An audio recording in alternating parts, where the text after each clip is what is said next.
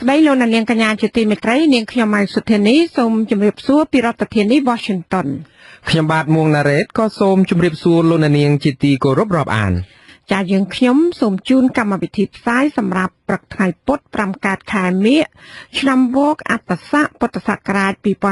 2560ហើយទៅត្រូវនឹងថ្ងៃទី1ខែកុម្ភៈគ្រិស្តសករាជ2017ជាដំបូងនេះសូមអញ្ជើញលោកនាងស្ដាប់ព័ត៌មានប្រចាំថ្ងៃ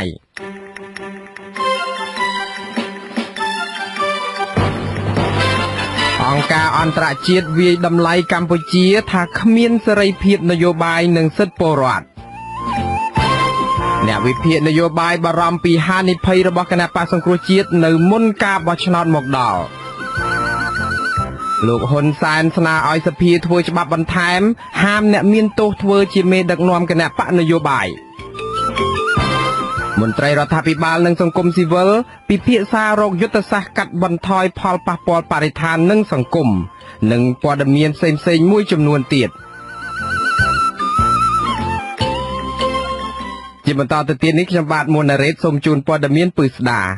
អង្គការឃ្លាំមើលសេរីភាពក្នុងពិភពលោក Freedom House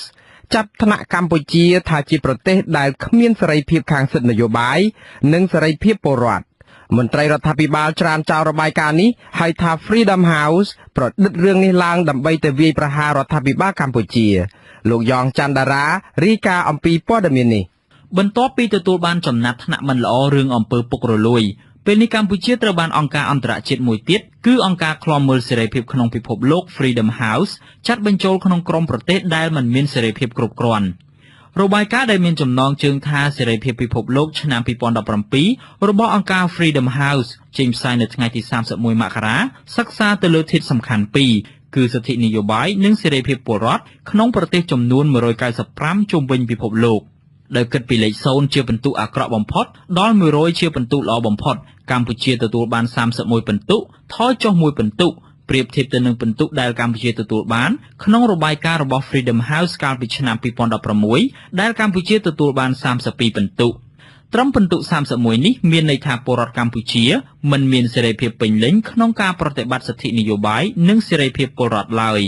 ចំណាត់ថ្នាក់នេះធ្វើឲ្យកម្ពុជាស្ថិតក្នុងចំណោមប្រទេសទាំងអស់49លើពិភពលោកដែលមិនមានសេរីភាពផ្នែកសិទ្ធិនយោបាយនិងសេរីភាពពលរដ្ឋដោយដែលមានចែងនៅក្នុងសេចក្តីប្រកាសជាសកលស្តីពីសិទ្ធិមនុស្សរបស់អង្គការសហប្រជាជាតិអង្គការ Freedom House បានផ្ដល់ពិន្ទុលើសិទ្ធិនយោបាយនិងសេរីភាពពលរដ្ឋចាប់ពី1ដល់7ពិន្ទុពិន្ទុ1មានន័យថាសេរីភាពពេញលេញហើយ7មានន័យថាមិនមានសេរីភាពទាល់តែសោះកម្ពុជាទទួលបានពិន្ទុ6ផ្នែកសិទ្ធិនយោបាយនិង5ពិន្ទុផ្នែកសេរីភាពពលរដ្ឋដែលពិន្ទុនេះដូចគ្នាទៅនឹងពិន្ទុដែលកម្ពុជាទទួលបានក្នុងរបាយការណ៍របស់ Freedom House កាលពីឆ្នាំ2016ដូចនេះដែរបើប្រៀបធៀបទៅនឹងតំបន់អាស៊ីអាគ្នេយ៍កម្ពុជាប្រសើរជាងប្រទេសវៀតណាមឡាវនិងប្រ៊ុយណេប៉ុន្តែអន់ជាងប្រទេសមីយ៉ាន់ម៉ាថៃម៉ាឡេស៊ីសិង្ហបុរីឥណ្ឌូនេស៊ីនិងហ្វីលីពីនទោះបីជាយ៉ាងណាការរកឃើញនេះមិនត្រូវបានទទួលស្គាល់ដោយរដ្ឋាភិបាលកម្ពុជាឡើយមន្ត្រីនាំពាក្យទីស្តីការគណៈរដ្ឋមន្ត្រីលោកផៃស៊ីផានចាត់ទុករបាយការណ៍របស់អង្គការ Freedom House នេះថាជារបាយការណ៍ដែលមិនឆ្លុះបញ្ចាំងការពិតនិងមាននិន្នាការនយោបាយប្រឆាំងព្រមទាំងមានទិសដៅជ្រៀតជ្រែកកិច្ចការផ្ទៃក្នុងកម្ពុជារបាយការណ៍ពួកប្រតិកិរិយានឹងធ្វើវិធានការប្រឆាំងជាមួយនឹងកម្ពុជាតែប៉ុណ្ណឹងឯងហើយក្រុមទាំងអស់ហ្នឹងជាក្រុមសម្ព័ន្ធដែលធ្វើការវាយប្រហារទៅលើប្រទេសមួយចំនួននៅមជ្ឈមបូព៌ាអានឹងជាក្រុមប្រតិហើយតែគេរៀបចំធ្វើរបាយការណ៍ដើម្បីឧបករណ៍បំពងដូចជាអសិរ័យហ្នឹងទៅបន្ថែមទៀតដើម្បីបង្កើតបានជាបរិយាកាសញឹកញាប់ហើយបើសិនជាយើងចាត់វិធានការជាក់ស្ដែងប្រហែលមានវត្តមាននៃវិទ្យុអសិរ័យពីព្រោះយើងដឹងយើងយល់ច្បាស់ថាវិទ្យុអសិរ័យជាឧបករណ៍នៃការធ្វើវិធានការនេះឯងក្រៅពីវិតម្លៃលើស្ថានភាពសេរីភាពដោយផ្អែកលើសិទ្ធិនយោបាយនិងសេរីភាពពលរដ្ឋអង្គការ Freedom House ក៏វិតម្លៃពីស្ថានភាពសេរីភាពសារព័ត៌មាននិងសេរីភាពអ៊ីនធឺណិតនៅតាមប្រទេសនៅលើពិភពលោកដែរ Freedom House ថានៅឆ្នាំ2016កម្ពុជាជាប្រទេសមិនមានសេរីភាពសារព័ត៌មាននិងមានសេរីភាពតិចតួចលើប្រព័ន្ធអ៊ីនធឺណិតជុំវិញរឿងនេះនាយិកាប្រតិបត្តិនៃមជ្ឈមណ្ឌលសិទ្ធិមនុស្សកម្ពុជាអ្នកស្រីច័កសុភាពយល់ឃើញថាកម្ពុជានៅមានលំហសេរីភាពមួយចំនួនក៏ប៉ុន្តែលំហនេះកាន់តែរួមតូចទៅដោយសារការគៀបសង្កត់ពីអាជ្ញាធរអ្នកស្រីបន្តថា ការធ្លាក់ចុះនៃសេរីភាពដោយបានរកឃើញក្នុងរបាយការណ៍របស់អង្គការ Freedom House គឺជាសញ្ញាគួរឲ្យព្រួយបារម្ភសម្រាប់ដំណើរការប្រជាធិបតេយ្យនៅកម្ពុជានិងក្នុងបរិបទបោះឆ្នោតនាពេលខាងមុខនេះពលរដ្ឋឬក៏អង្គការសង្គមស៊ីវិលឬក៏ជាពិសេសសម្រាប់អ្នកវិភាគអីហ្នឹងតែងតែរងការយាយីមានការចោទប្រកាន់បទព្រំតន់រឿងបរិហាកេជាដើមហ្នឹងត្រូវលើកយកមកហើយសំបីតែពលរដ្ឋដែលគាត់ធ្វើកម្មវិធីមតិទៅតាមបណ្ដាញសង្គមហ្នឹងក៏ត្រូវបានឡើងមុខសញ្ញាឬក៏ចោទប្រកាន់ឬក៏ចាត់ចងជាដើមអញ្ចឹងខ្ញុំគិតថាវានឹងប៉ះពាល់ខ្លាំងបើសិនជាស្ថានភាពនេះនៅតែបន្តដែលធ្វើឲ្យលំហសង្គមស៊ីវិលយើងរួមតូចហើយនឹងជាពិសេសសម្រាប់ឆ្នាំបោះឆ្នោតគឺគុំសង្កាត់ហើយនឹងបោះឆ្នោតថ្នាក់ជាតិនាយិកាអង្គការសិទ្ធិមនុស្សរូបនេះស្នើរដ្ឋាភិបាលបញ្ឈប់ការលាបពណ៌អង្គការសង្គមស៊ីវិលជាតិនិងអន្តរជាតិថាចេញផ្សាយរបាយការណ៍មានចរិតនយោបាយនិងប្រឆាំងរដ្ឋាភិបាលអ្នកស្រីបញ្ជាក់ថាអង្គការសង្គមស៊ីវិលគឺជាកញ្ចក់ឆ្លុះបញ្ចាំងការអនុវត្តការងាររបស់រដ្ឋាភិបាលដោយនេះរដ្ឋាភិបាលគួរតែយកការសិក្សាស្រាវជ្រាវបែបវិទ្យាសាស្ត្របែបនេះគឺជាមូលដ្ឋានក្នុងការកែប្រែស្ថានភាពសង្គមឲ្យបានប្រសើរខ្ញុំយ៉ងច័ន្ទដារាអាស៊ីសេរីភ្នំពេញក្រុមអ្នកឃ្លាំមើលនយោបាយនៅក្នុងប្រទេសកម្ពុជាចាត់ទុកនយោបាយក្តៅរបស់លោកហ៊ុនសែននៅក្នុងរយៈពេលចុងក្រោយនេះថាជាដំណើរការបំផ្លាញបកប្រឆាំងមិនអាចឲ្យចូលរួមប្រជែងនៅក្នុងការបោះឆ្នោតឃុំសង្កាត់និងការបោះឆ្នោតជាតិនាពេលខាងមុខពីរដ្ឋធានី Washington លោកតាំងសារ៉ាដារាយការណ៍ជូនព័ត៌មាននេះក្រុមអ្នកវិភាគនយោបាយក្នុងប្រទេសកម្ពុជាបានសម្ដែងការព្រួយបារម្ភចំពោះហានិភ័យដែលអាចនឹងកើតមានឡើងទៅលើគណៈបក្សសង្គ្រោះជាតិប្រសិនបើរដ្ឋាភិបាលលោកហ៊ុនសែនបង្កើតច្បាប់ហាមមិនឲ្យអ្នកមានទោសធ្វើជាប្រធានឬជាអនុប្រធានគណៈបកនយោបាយនិងការប្រមានរឹបអូសទីស្នាក់ការគណៈបក្សសង្គ្រោះជាតិដើម្បីសងបំណុលក្តីក្តាំរបស់លោកអ្នកវិភាគឯករាជ្យលោកបណ្ឌិតមាសនេះបានប្រាប់អាស៊ីសេរីកាលពីម្សិលមិញថាគណៈបក្សសង្គ្រោះជាតិគួរយកចិត្តទុកដាក់ឲ្យមែនទែនចំពោះការគម្រាមរបស់លោកនាយករដ្ឋមន្ត្រីថានឹងរឹបអូសយកទីស្នាក់ការរបស់ពួកគេនោះសិនជាមើលក្នុងករណីនៃការរឹបអូសយកអគារសង្គ្រោះជាតិអីនេះគឺវាហាក់ដូចជាមានថាថាជាទំនោរទៅរកកន្លែងមួយគឺស្តៀងគ្នានឹងការលុបបំបាត់គណៈបកនឹងចោលដោយបំផ្លាញទាំងក្បាលម៉ាស៊ីនដឹកនាំបកសង្គ្រោះជាតិដោយបំផ្លាញទាំងក្បាលម៉ាស៊ីនដឹកនាំរបស់សង្គ្រោះជាតិហើយនឹងមួយទៀតគឺទីតាំងមូលដ្ឋានរបស់សង្គ្រោះជាតិតែម្ដងបាទហើយបើសិនជាស្ថានភាពនេះកើតឡើងដោយដែលប្រសាសន៍សម្រាប់នយោបាយបានលើកឡើងព្រឹកមិញនេះវាជាគ្រោះថ្នាក់ធំសម្រាប់សង្គ្រោះជាតិនៅពេលខាងមុខហើយខ្ញុំគិតថាគណៈបកសង្គ្រោះជាតិក៏កុំមើលស្រាលទៅលើស្ថានភាពអស់នេះព្រោះនៅស្រុកខ្មែរយើងនេះយើងឃើញថាទោះបីមានច្បាប់ឬមិនមានច្បាប់ក៏រឿងរ៉ាវនឹងអាចកើតមានឡើងដែរអញ្ចឹង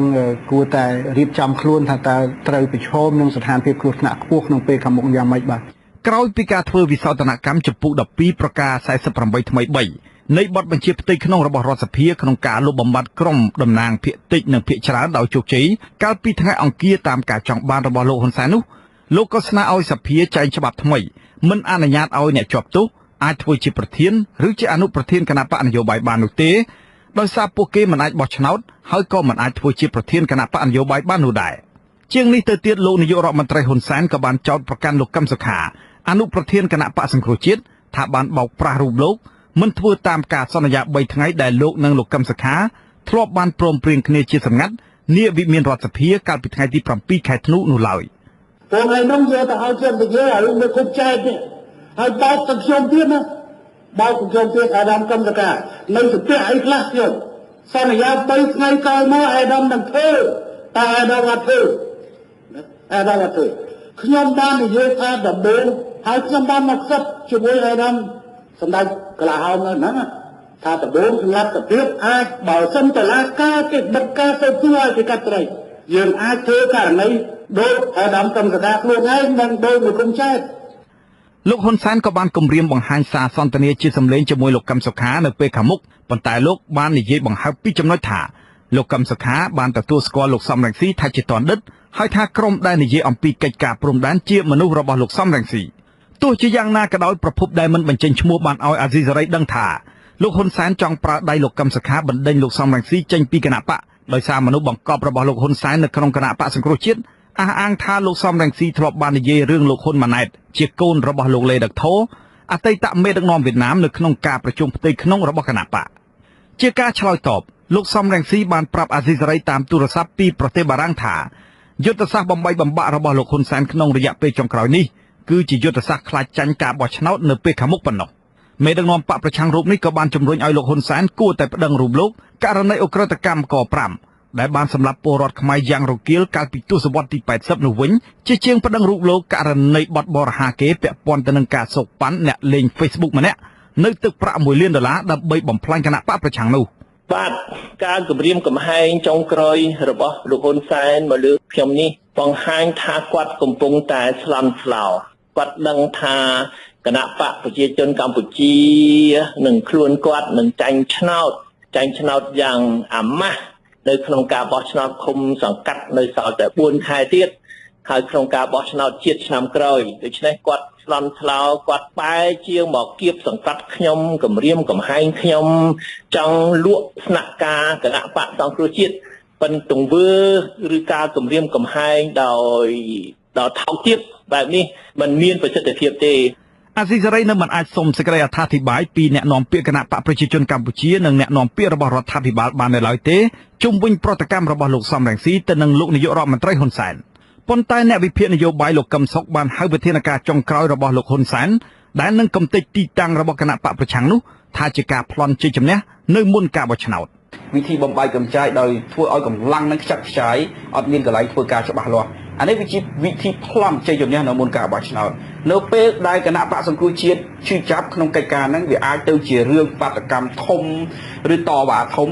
ពេលនោះគេប្រើលេសក្នុងការបង្ក្រាបអាហ្នឹងវាកាលណាវាប្លន់ជ័យជំនះមុនការបោះឆ្នោតវាស្មើនឹងការប្លន់អំណាចនៅមុនការប្រកួតប្រជែងណាដូច្នេះមានន័យថាម៉េចវិធីបែបហ្នឹងវាទាល់តែពលពតដែលអាចប្រើបានប្រសិនបើអ្នកប្រជាធិបតេយ្យដែលមានសេចក្តីថ្លៃថ្នូរនៅក្នុងការប្រកួតប្រជែងខ្ញុំថាប្រើមិនកើតទេគ្រាន់តែជាការកំឡាទេតាមមើលនោះទោះជាយ៉ាងណាក៏ដោយអ្នកវិភាគមានជំនឿថាសភាពការចុងក្រោយនេះមិនធ្វើឲ្យប្រជាប្រិយភាពរបស់គណៈបកប្រឆាំងថមថយនៅឡើយខ្ញុំតាំងសារ៉ាដាអាស៊ីសេរីពីរដ្ឋធានី Washington លោកនាយករដ្ឋមន្ត្រីហ៊ុនសែនកាលពីថ្ងៃទី31ខែមករាស្នើឲ្យរដ្ឋសភាធ្វើច្បាប់បន្ថែមដោយកំណត់ថាអ្នកជាប់ទោសមិនអាចធ្វើជាប្រធាននិងអនុប្រធានគណៈបកនយោបាយបានទេមន្ត្រីជាន់ខ្ពស់គណៈបកសង្គ្រោះជាតិទាមទារឲ្យលោកហ៊ុនសែនធ្វើច្បាប់ណាដែលមានប្រយោជន៍ដល់ជាតិនិងសាធារណជនទូទៅហើយមិនមែនដើម្បីដាក់ទោសតែបុគ្គលម្នាក់នោះទេសូមលោកនាងអញ្ជើញស្ដាប់សេចក្តីរាយការណ៍របស់លោកប្រាជ្ញជេវជុំវិញព័ត៌មាននេះបន្ទាប់ពីបានធ្វើវិសោធនកម្មចំពោះ12ប្រការ48ថ្មីនៃបទបញ្ជាផ្ទៃក្នុងរបស់រដ្ឋសភាបានជោគជ័យនោះលោកនាយករដ្ឋមន្ត្រីហ៊ុនសែនផ្ដើមគំនិតថ្មីបន្ថែមទៀតគឺស្នើកែប្រែឬធ្វើវិសោធនកម្មច្បាប់ស្ដីពីគណៈបកនយោបាយមួយទៀតថ្លែងក្នុងកិច្ចប្រជុំសភាដោយសម្លេងខ្លាំងលើកដៃឡើងចុះលោកហ៊ុនសែនម្ដងហៅលោកសំរងស៊ីថាជាឯកឧត្តមម្ដងហៅថាជាទណ្ឌិតនោះបង្គាប់ឲ្យសមាជិកសភារបស់លោកកែប្រែច្បាប់ស្ដីពីគណៈបកនយោបាយដោយកំណត់ថាអ្នកមានទោសគ្មានសិទ្ធិធ្វើជាប្រធានឬក៏អនុប្រធានគណៈបកនយោបាយបានឡើយយើងបានបដិបដោយពួកគេច្រើនលើកហើយតែលើកនេះអត់ទេត្រូវចាំបាច់ធ្វើវិសោធនកម្មច្បាប់ស្ដីពីបកនយោបាយក៏ត្រូវទៅធ្វើដាក់ថាអ្នកដែលមានទោសអត់មានសិទ្ធិធ្វើប្រធានបកនយោបាយដាក់ទៅខ្ញុំមានសំណុំពរស្នើកែអាហ្នឹងដើម្បីឲ្យអស់សិទ្ធិតែម្ដងទៅវិធានការក្តៅតាមផ្លូវច្បាប់តាមរយៈរដ្ឋសភារបស់លោកហ៊ុនសែននៅពេលនេះសម្ដៅទៅដាក់បន្ទុកប្រធានគណៈបកសង្គ្រោះជាតិលោកសំរងស៊ីដែលកំពុងជាប់ឈ្មោះជាទណ្ឌិតព្រោះចាញ់ក្តីមន្ត្រីគណៈបកប្រជាជនកម្ពុជានិងចាញ់ក្តីលោកហ៊ុនសែនលោកហេងសំរិនលោកហៅណាំហុងនៅតុលាការតកតងបណ្ដឹងនេះដែរលោកហ៊ុនសែនថែមទាំងប្រមានរឹបអូសទីស្នាក់ការគណៈបកសង្គ្រោះជាតិនិងទ្រព្យសម្បត្តិដទៃទៀតរបស់លោកសំរងស៊ីជាថ្នូរនឹងសំណងដែលលោកទាមទារក្នុងសំណុំរឿងក្តីរបស់លោកដែលលោកទាមទារសំណងចំនួន$1 លានសហរដ្ឋអាមេរិកនោះដើម្បីឲ្យរៀនលើថាស្នាក់ការគណៈបកដាក់ឈ្មោះសំរងស៊ីអញ្ចឹងទេលោកអាស្នាក់ការគណៈបកលោកណៃនោះតែស្អីអាងរឿងខ្លួនតើគាត់មានច្រើនដីនៅកំពង់សោមក៏មានដីមានមួយចំនួនយកទាំងអស់ហ្នឹងលោកឡើងឡំរោយ៉ាងណាក៏ដោយចុះអ្នកនាំពាក្យគណៈបកសង្គ្រោះជាតិលោកជឹមសុវណ្ណឆ្លើយតបភ្លាមទៅលោកហ៊ុនសែនក្នុងសន្និសីទសារព័ត៌មានក្នុងថ្ងៃដដែលនាទីស្នាក់ការកណ្ដាលគណៈបកសង្គ្រោះជាតិថាលោកសំរងស៊ីមិនស្ដាយទ្រព្យសម្បត្តិទាំងនោះរួមទាំងជីវិតរបស់លោកចំណែកការប្រមានធ្វើវិសោធនកម្មច្បាប់ស្ដីពីគណៈបកនយោបាយវិញម្ដងលោកសុនឆៃដែលជាប្រធានក្រុមតំណាងរាស្ត្រគណៈបកសង្គ្រោះជាតិលោកស្នើឲ្យគណៈបកប្រជាជនកម្ពុជាពិចារណាឲ្យបានវែងឆ្ងាយសិនមុននឹងធ្វើច្បាប់អ្វីមួយជិះវៀងការធ្វើច្បាប់ណាមួយដាក់ទោសតែបុគ្គលម្នាក់ឬពីរនាក់លោកសុនឆៃយល់ថាការថ្លែងរបស់លោកហ៊ុនសែននៅពេលនេះប្រហែលមកពីលោកហ៊ុនសែនមានអារម្មណ៍មិនសូវល្អគឺគណៈបកមាន សិទ្ធិអំណាចរបស់គាត់ក្នុងការជ្រើសរើសប្រធានបកហើយប្រធានបកសមាជិកគឺជាប្រធានរបស់យើងច្បាប់ស្តីពីគណៈបកនយោបាយដែលមាន11ជំពូក45មាត្រាបានបង្កើតឡើងកាលពីឆ្នាំ1997គ្មានមាត្រាណាមួយចែងដាក់ទោសទណ្ឌឬក៏កំណត់ថាជនមានទោសមិនអាចធ្វើជាប្រធានឬក៏អនុប្រធានគណៈបកនយោបាយឡើយជាងនេះទៅទៀតរដ្ឋធម្មនុញ្ញដែលជាច្បាប់កំពូលរបស់កម្ពុជាត្រង់មាត្រា34ថ្មីចែងយ៉ាងច្បាស់ថាប្រជាពលរដ្ឋខ្មែរទាំងពីរភេទមានសិទ្ធិបោះឆ្នោតនិងចូលឈ្មោះឲ្យគេបោះឆ្នោតច្បាប់នេះបានកំណត់អាយុជាក់លាក់នៃសិទ្ធិអ្នកធ្វើនយោបាយប៉ុន្តែមិនបានចែងថាអ្នកមានទោសមិនអាចធ្វើនយោបាយឬក៏មិនអាចធ្វើជាប្រធានឬក៏អនុប្រធានគណៈបកនយោបាយនោះឡើយដូចគ្នានេះដែរនាយកប្រតិបត្តិនៃគណៈកម្មាធិការដើម្បីការបោះឆ្នោតដោយសេរីនិងយុត្តិធម៌នៅកម្ពុជាហៅកាត់ថា Confrelokol បញ្ញាយល់ថាប្រសិនបើគណៈបកប្រជាជនកម្ពុជាធ្វើវិសោធនកម្មច្បាប់ស្តីពីគណៈបកនយោបាយដោយដែលលោកហ៊ុនសែនចង់បានមែននោះគឺជាការអនុវត្តច្បាប់ធាក់ថយក្រោយនិងប្រឆាំងស្មារតីរដ្ឋធម្មនុញ្ញសិទ្ធិមនុស្សនិងច្បាប់អន្តរជាតិមើលទៅវារឿងការប្រគល់ប្រជែងការបោះឆ្នោតមិនអាចការប្រគល់ប្រជែងការបោះឆ្នោតមួយយើងទៅដាក់ឲ្យវាត្រឹមត្រូវមិនអាចទៅយើងមិនអាចជិះសង្កត់ពីទីម្ខាងចឹងបានទេដោយប្រើប្រាស់តឡាការប្រើប្រាស់វាប្រើប្រាស់កងកម្លាំងប្រដាប់អាវុធពេលចឹងដើម្បីដាក់សម្ពាធគ្នាលោកហ៊ុនសែនអះអាងថាតំណាងរាស្ត្រគណៈបកកណ្ដាលអំណាចមានសម្លេងគ្រប់គ្រាន់ដើម្បីធ្វើវិសោធនកម្មច្បាប់ស្តីពីគណៈបកនយោបាយព្រោះត្រូវការសម្លេងនៅក្នុងសភាត្រឹមតែ 50% បូក 1 ឬស្មើនឹងចំនួនតំណាងរាស្ត្រ63រូបខណៈដែលគណៈបកប្រជាជនកម្ពុជាមានសមាជិកសភារហូតដល់68រូបយ៉ាងណាក៏ដោយចុះទាំងសង្គមស៊ីវិលនិងគណៈបកប្រឆាំងយល់ថាគណៈបកប្រជាជនកម្ពុជានឹងមិនធ្វើវិសោធនកម្មច្បាប់នេះទេគណៈបកប្រជាជនកម្ពុជាធ្លាប់ធ្វើច្បាប់ចំនួន2រួចមកហើយដែលគេមើលឃើញថាជាច្បាប់ចង់គៀបសង្កត់ដៃគូប្រកួតប្រជែងទី1គឺច្បាប់ឯកពន្ធភាពដែលគេសង្កេតឃើញថាច្បាប់នេះធ្វើឡើងដើម្បីដាក់គំនាបសម្ដេចក្រមព្រះនរោត្តម នារាណរិទ្ធដែលទ្រង់ជាព្រះប្រធានគណៈបកហ៊ុនស៊ិនប៉ិចកាលនោះព្រះអង្គជាដៃគូប្រកួតប្រជែងនយោបាយដ៏ខ្លាំងរបស់លោកហ៊ុនសែនទី2គឺច្បាប់ដាក់ទោសអ្នកណាដែលមិនទទួលស្គាល់ថាមានអក្រិតកម្មក្នុងរបបខ្មែរក្រហមដែលគេយល់ថាច្បាប់នេះដើម្បីដាក់បន្ទុកលោកកឹមសុខាអនុប្រធានគណៈបកសង្គ្រោះជាតិខ្ញុំប្រាជ្ញាវ៉ាស៊ីសេរីភ្នំពេញតកតងទៅនឹងការលុបចោលតំណាងក្រមភាគតិចនិងភាគច្រើននៅក្នុងសភាដោយតំណាងរាស្ត្រគណៈបកប្រជាជនកម្ពុជាកាលពីម្សិលមិញគណៈបកសង្គ្រោះជាតិចាត់ទុកការធ្វើដូច្នេះថាជាការលុបបំបាត់ស្ថាប័ននៅក្នុងនីតិបញ្ញត្តិរីឯអ្នកវិភាគសង្គមយល់ឃើញថាក្រមតំណាងដែលបង្កើតឡើងកន្លងមកនោះគឺមិនទាន់បានផ្ដល់ផលប្រយោជន៍អ្វីដល់ជាតិនិងប្រជាពលរដ្ឋនៅឡើយនោះទេសូមលោកអ្នកនាងស្ដាប់សេចក្តីរាយការណ៍របស់លោកលេងម៉ាលីអំពីរឿងនេះ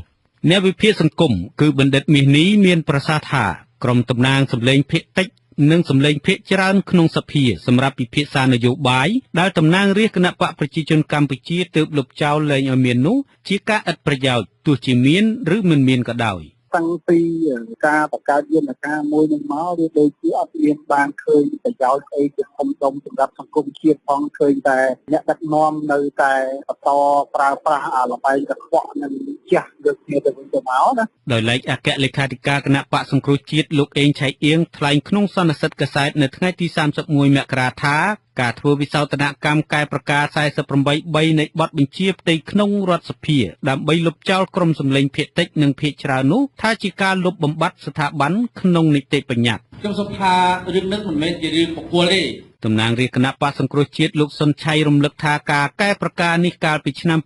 2014គឺមានគោលបំណងពង្រឹងការងាររបស់ស្ថាប័ននីតិបញ្ញត្តិដើម្បីធ្វើយ៉ាងណាឲ្យសភាជាស្ថាប័នរឹងមាំមានលទ្ធភាពក្នុងការបំពេញតួនាទីបម្រើប្រជាពលរដ្ឋនិងបម្រើប្រទេសជាតិហើយការចែងប្រការ48(3) ឲ្យមានតំណាងក្រុមសម្លេងភាគតិចនិងភាគច្រើននោះគឺដើម្បីពង្រឹងស្ថាប័នសម្រាប់អ្នកបន្តវេនទៅអនាគតរីឯលោកហ៊ុនសែនថ្លែងថាការដែលលោកស្នើសុំឲ្យធ្វើវិសោធនកម្មប្រការ48(3) នៃវិធានផ្ទៃក្នុងឲ្យលុបចោលក្រុមតំណាងសម្លេងភាគតិចភាគច្រើនវិញនេះមិនមែនធ្វើឡើងក្នុងរយៈពេលខ្លីទេគឺចាប់តាំងពីថ្ងៃទី7ខែធ្នូមកពេលដែលមានមន្ត្រីគណៈបកសង្គ្រោះជាតិខ្លះមិនទទួលយកការតែងតាំងលោកកឹមសុខាជាប្រធានក្រុមតំណាងរាស្ត្រភាគតិចក្នុងសភាទោះជាយ៉ាងនេះក្តីលោកថាគណៈបកទាំងពីរនៅតែមានវិធីពិភាក្សាគ្នាវត្តធម៌សន្តិនិកមិនជំនាញតែមានតាមណាមានតាមគណៈអចិន្ត្រៃយ៍សភានោះទៅនិយាយទៅប្រកាស48(3) ថ្មីនៃបទបញ្ជាផ្ទៃក្នុងសភាត្រូវបានគណៈបកសង្គ្រោះជាតិនិងគណៈបកប្រជាជនកម្ពុជាព្រមព្រៀងគ្នាកែពីប្រការ48(2) ក្នុងពេលចរចាគ្នាកាលពីឆ្នាំ2014បញ្ចប់ភាពជាប់គាំងនយោបាយក្រោយការបោះឆ្នោត ដើម្បីធ្វើជាយន្តការពិភាក្សាគ្នាអំពីបញ្ហានយោបាយជាតិប៉ុន្តែពេលនេះក្រុមតំណាងរាស្ត្រ67រូបរបស់គណៈបកប្រជាជនកម្ពុជាសម្រេចលុបចោលលែងឲ្យមានទៀតហើយខ្ញុំបាទលេងម៉ាលីអាស៊ីសេរីពីរាជធានីភ្នំពេញលោកនាយករដ្ឋមន្ត្រីហ៊ុនសែនប្រឡយពាក្យថាប្រធានស្ដីទីគណៈបកសង្គ្រោះជាតិលោកកម្មសខាបានបោករូបលោកព្រោះលោកកម្មសខាមិនបានធ្វើតាមការសន្យារបស់ខ្លួននោះទេបន្ទាប់ពីជួបនិយាយគ្នាក្នុងបន្ទប់សម្ងាត់នៅវិមានរដ្ឋសភាកាលពីព្រឹកថ្ងៃទី7ខែធ្នូឆ្នាំ2016កន្លងមកបញ្ហានេះអ្នកវិភាគយល់ថាកិច្ចសន្យានោះប្រហែលជាគ្មានអ្វីក្រៅតែពីចង់ឲ្យថ្នាក់ដឹកនាំគណៈបកប្រឆាំងបែកបាក់គ្នានោះទេលោកថាកិត្យារាយការណ៍ជូនព័ត៌មាននេះភាពល្អអូកល្អឿនរវាងគណៈបកសង្គ្រោះជាតិនិងគណៈបកប្រជាជនកម្ពុជាមួយរយៈពេលខ្លីកន្លងមកត្រូវបានគេវិតម្លៃថាជាល្បែងនយោបាយបំផន់ភ្នែកប្រជារាស្ត្រប៉ុណ្ណោះបន្ទាប់ពីមេដឹកនាំនៃបកទាំងពីរចាប់ផ្ដើមទម្លាយអាថ៌កំបាំងនិងព្រមានទម្លាយរឿងរ៉ាវសម្ងាត់ជាច្រើនទៀតជាបន្តបន្ទាប់ក្រោយពីភាគីម្ខាងមិនគ្រប់តាមការសន្យាក្រៅរង្វង់ប្រយោជន៍ជាតិតែជាប្រយោជន៍បកពួកផ្ទាល់ខ្លួនថ្លែងក្នុងកិច្ចប្រជុំសភានៅព្រឹកថ្ងៃទី31ខែមករាលោកនាយករដ្ឋមន្ត្រីហ៊ុនសែនដែលបានយកពេលវេលាប្រមាណជាង45នាទីដើម្បីពន្យល់ជុំវិញមូលហេតុដែលនាំទៅដល់ការធ្វើវិសោធនកម្មអបញ្ជាផ្ទៃក្នុងនៃរដ្ឋសភានោះថាប្រធានស្ដីទីគណៈបកសង្គ្រោះជាតិមិនធ្វើតាមការសន្យារយៈពេល3ថ្ងៃនោះទេទោះជាយ៉ាងណាលោកហ៊ុនសែនមិនបញ្ជាក់ថាកិច្ចសន្យាសម្ងាត់នោះសំដៅទៅលើរឿងអ្វីនោះឡើយក្រោយពីលោកនិងលោកកឹមសុខាបានជួបជជែកគ្នាជាសម្ងាត់នាវិមានរដ្ឋសភានៅព្រឹកថ្ងៃទី7ធ្នូគណៈសភាពេញអង្គកំពុងដំណើរការប្រជុំជជែកលើច្បាប់ស្ដីពីការទូទាត់ថវិកាទូទៅរបស់រដ្ឋសម្រាប់ការគ្រប់គ្រងឆ្នាំ2015ថ្ងៃនោះយកទៅឲ្យខ្ញុំទៅនិយាយឲ្យលោកគុំចែកនេះហើយបោកទៅខ្ញុំទៀតណាបោកទៅខ្ញុំទៀតអាដាមកឹមសុខានៅស្ទះអីខ្លះខ្ញុំសន្យា3ថ្ងៃក្រោយមកអាដាមនឹងធ្វើតែអាដាមអត់ធ្វើខ្ញុំបាននិយាយថាដំបូងហើយខ្ញុំបានមកខ្សឹបជាមួយអាដាមសម្ដេចកលាហោមនៅហ្នឹងថាដំបូងសម្រាប់ទៅទៀតអាចបើសិនតឡាការគេបិទការទៅធ្វើឲ្យគេកាត់ត្រីយើងអាចធ្វើករណីដូចអាដាមកឹមសុខាខ្លួនឯងនិងដោយលោកគុំចែកនៃវិភាគថាកន្លងមកពេលត្រូវរើគ្នាភ្លាមភាគីទាំងពីរតែងតែប្រកាសផ្ទាល់មាត់ឬចេញសេចក្តីថ្លែងការណ៍សរសើរគ្នានិងប្រកាសរួបរวมគ្នាឯកភាពជាតិលែងខ្វែងគំនិតគ្នាទៀតហើយគិតអំពីជាតិនិងប្រជាជនតែពេលប្រឆាគ្នាវិញពួកគេតែងតែទម្លាយនៅរឿងអាថ៌កំបាំងដែលហាក់មិនបានគិតអំពីជាតិនិងប្រជាជនឡើយវិទ្យុអាស៊ីសេរីមិនអាចសុំការឆ្លើយតបពីលោកកឹមសុខាបានទេនៅថ្ងៃទី31ខែមករាថាតើអ្វីទៅដែលលោកសន្យាហើយមិនធ្វើតាមនោះរីឯអ្នកនាំពាក្យគណៈបកសង្គ្រោះជាតិលោកយឹមសុវណ្ណមិនលើកទូរស័ព្ទទោះយ៉ាងណាប្រធានគណៈបកសង្គ្រោះជាតិលោកសំរងស៊ីដែលត្រូវរដ្ឋាភិបាលហាមមិនឲ្យចូលស្រុកនោះបានទម្លាយអាថ៌កំបាំងមួយចំនួននៅក្រោយពេលបកទាំងពីរខកខានជួបចរចាគ្នាលោកថារឿងនេះដោយសារតែលោកកឹមសុខាមិនព្រមធ្វើតាមការបង្គាប់បញ្ជារបស់គណៈបកប្រជាជនកម្ពុជាដែលនៅតែចិញ្ចឹមចិត្តចង់បំបែកថ្នាក់ដឹកនាំគណៈបកសង្គ្រោះជាតិលោកបន្តទៀតថាលោកហ៊ុនសែនមិនចង់ចរចាដើម្បីស្ថាបនាទេគឺចង់ចរចាដើម្បីចាក់រុកនិងឆ្កឹះឆ្កៀលឲ្យលោកកឹមសុខាបែកបាក់ជាមួយរូបលោកគាត់ចង់ឲ្យគណៈបកសង្គ្រោះជាតិតាមរយៈអាយដាមកឹមសុខាគឺតែសេសមុទ្រទៅតាមអ្វីដែលគាត់ចង់បានវាថាមិនធ្វើតាមគាត់ចង់បានទេតែប្រើពាក្យពេចន៍ដែលវាមិនត្រឹមត្រូវមិនសមរម្យវាមិនសម្ដែងការពិតឲ្យលោកកឹមសុខាចេះតែសរសេរទៅដើម្បីថ្ងៃណាមួយគាត់នឹងយកលិខិតនឹងមកប្រើប្រាស់ដើម្បីឲ្យគណៈបកសង្គ្រោះជាតិឲ្យលោកកឹមសុខាខ្លួនឯងនឹងបើរករឿងខ្ញុំវិញថាខ្ញុំនឹងហើយអ្នកបាននិយាយអីណារឿងមួយបង្កាច់មិនបានប៉ុន្មានថ្ងៃផងលិខិតដ៏អាចកំបាំងមួយក៏បានលេចចេញមកលិខិតដែលលោកសំរងស៊ីលើកយកមកសំអាងត្រូវបានប្រភពបញ្ជូនមកអាស៊ីសេរីដែលប្រភពបានអះអាងថាជាសេចក្តីព្រាងនៃលិខិតដើមផ្ញើមកជូនលោកកឹមសុខាឲ្យចម្លងតាមដើម្បីឲ្យលោកចេញសេចក្តីថ្លែងការណ៍ថ្មីមួយថ្កោលទោសជនណាដែលនិយាយប៉ះពាល់ដល់គ្រួសារប្រពន្ធកូនចៅលោកនាយករដ្ឋមន្ត្រីហ៊ុនសែនព្រមទាំងបណ្ដេញជននោះចេញពីបកបើរកឃើញថាជននោះបាននិយាយដូច្នោះមែននៅក្នុងសេចក្តីព្រាងនោះក៏មានចំណាដែលមានឈ្មោះសយសុភាពផងដែរ